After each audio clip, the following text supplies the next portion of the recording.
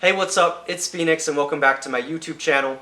I'm very excited because today I'm going to delve into The Red Book by Carl Jung as part of my Mind and Art series. So without further ado, let's dive right in.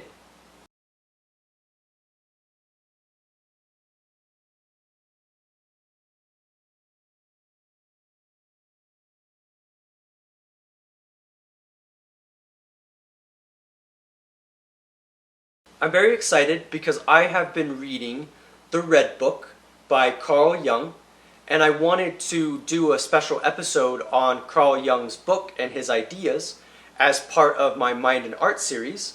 My Mind and Art series is a discussion of the mind and its relation to art, and I'm very excited to be able to do that today. So Carl Jung has been influential in psychology for a lot of his ideas, and it seems as though Carl Jung has been very influential because of his approach with the mind, which I would describe as being very structured, but also individual to his own perspective, and the ways in which he captures his understanding of the mind by way of his writings. And Carl Jung, if you don't know anything about him, was a psychologist who studied under Sigmund Freud. And eventually Carl Jung broke away from Freud because he wanted to explore his own ideas, which included religion. Sigmund Freud was often very reductionistic in his approach, so he often tried to reduce phenomena to basic factual and physical processes. And Carl Jung was much more curious in his own explorations, and so he definitely goes in his own direction. And so as Carl Jung, throughout his life, is thinking about the mind, he realizes that science and rationality can only take you so far. He realizes that there are limits to what the mind can understand by way of science, and that the mind is much more mysterious than we would ever imagine. And this is definitely a very important idea to consider when thinking about the mind and the mysterious processes that we take part of and that influence our lives. So with The Red Book, Carl Jung wanted to go so deep into the mind that he would be able to understand things outside of a scientific perspective. Carl Jung is famous for his archetypes, which is the idea that there are symbols and that certain characters are symbols for deeper truths. Carl Jung is also famous for his idea of the collective unconscious, which deals with the structure of the unconscious mind, which would include archetypes and would help us understand the mind by way of narrative and story and the variety of ways in which we construct myths, and the way that we construct explanations of the mind, many of which are actually very unconscious and outside of our awareness. So Carl Jung was dissatisfied with science, and he wanted to understand the mind in a deeper way. And so that was why his goal was to go deep within the psyche in his books, specifically The Red Book. And I'm very excited by that prospect. Indeed, to Carl Jung, it was about unconscious associations. This includes dreams, images, ideas, thoughts, visions, and various ways in which human beings understand the world, not through immediate explanations, such as with facts and with understanding the physical realm and the physical world in which we occupy, but also the way in which we understand things by way of images in our mind or archetypes in our stories. And this is a very interesting idea because that has been the foundation of science for a long time, which is talking about things that are much more grounded in physical explanations. But Carl Jung was not interested in this with his way of looking at the world and the mind, and he wanted to understand the mind as being something that is much more image-driven in some ways, much more about free associations and unexpected juxtapositions. And this is definitely a powerful idea in the world of empirical science, where we expect things to be much more detailed and specific, instead of more creative, unknown, mysterious, and in some ways even spiritual and religious. And this was something that Carl Jung is definitely and was definitely exploring. Indeed, it's not just logic. Jung was trying to understand the mind in ways that were unexpected and unanticipated, and he didn't want to just rely on specific explanations to be able to understand what the mind is. Now, Carl Jung is famous for his other conception of the shadow of which represents the darker components of human nature, the aspects of human nature that are in our unconscious minds, and this would include the potential for violence as well as for corruption and evil and very negative things. But Jung often understood that part of understanding the shadow was by confronting it. And so Carl Jung wanted to do that in his writings. He wanted to understand the psyche deeper and understand and integrate these elements of the human psyche. Carl Jung was definitely very concerned because he was thinking about violence while he was writing the Red Book, and it seemed that a lot of it for him was existential and moral, and he wanted to understand the human potential for violence. And as Jung was writing the Red Book, the world was on the brink of World War II.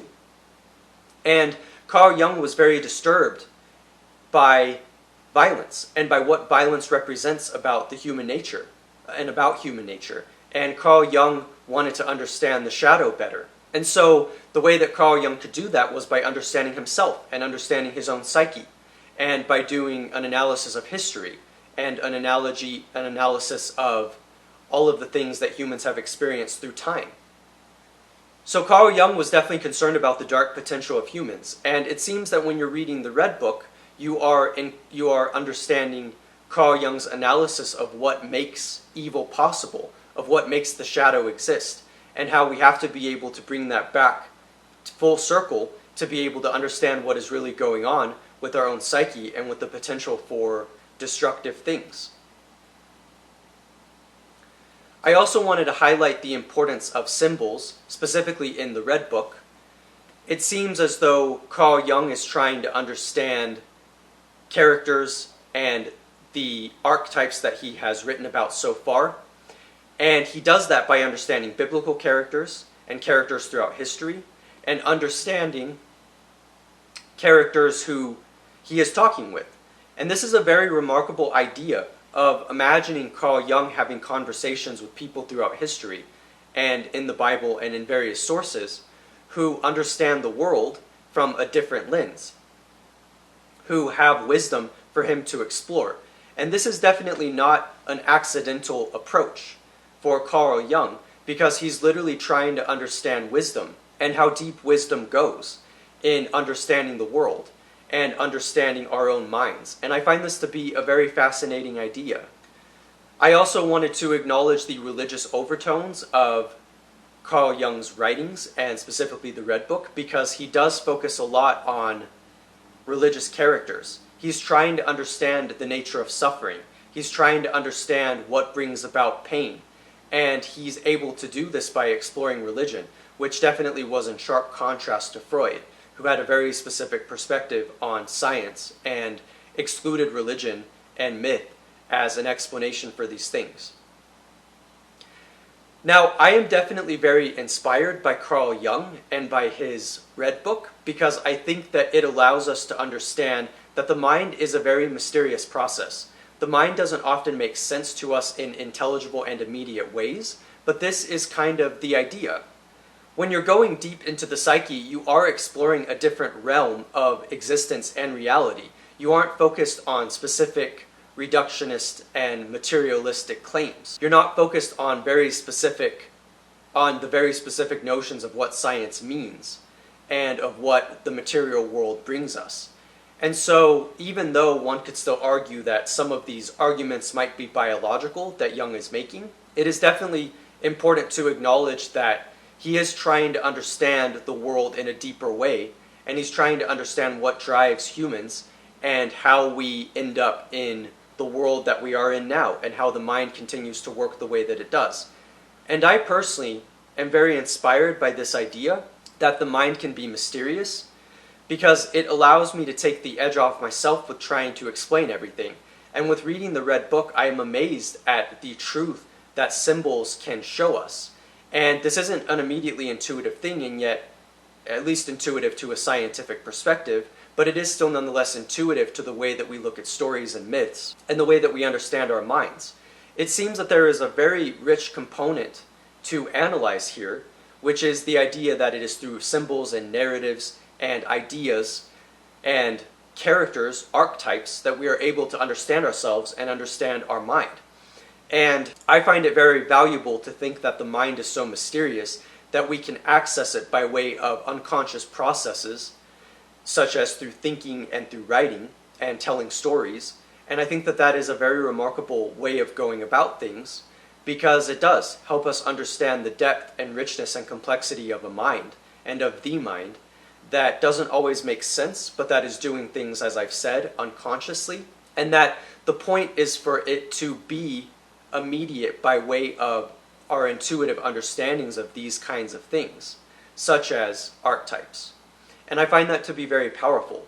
When I am thinking about my own stories that I tell, I think that there is a richness to be found by way of the metaphors that I use, and how I can help structure an explanation of the mind by way of my own stories, and by way of the characters and archetypes that I encounter whenever I am studying stories, and whenever I am thinking about the stories that we've told throughout history. And so I am glad that I'm able to take the pressure off my mind, to be able to explore ideas that aren't always immediately intelligible, but that are intuitive to the way that we look at the world, and the way that we think about life, and the way that we think about ourselves. And I find all of that to be very remarkable. So I would say as well that one of the most important components with identifying the mind with art, specifically in the Red Book, is that this book was very much a creative enterprise. As I've highlighted, it was definitely an unconscious exercise, and I definitely encourage you to check it out, because the ideas are not immediately apparent, but definitely make a lot of sense upon further scrutiny. It is really interesting how traditions are structured, and how the mind is chaotic in some ways, but how it is also very beautiful and aesthetic.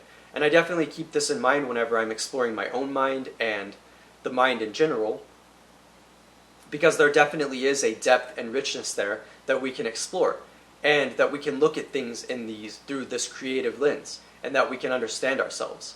I find that to be very fascinating indeed. I'm Phoenix, and I hope that you enjoyed this discussion. I encourage you to check out other episodes in my Mind and Art series, and yeah, I will definitely be making more videos, so I encourage you to stick around. I'm Phoenix, thank you for watching, and I will see you next time.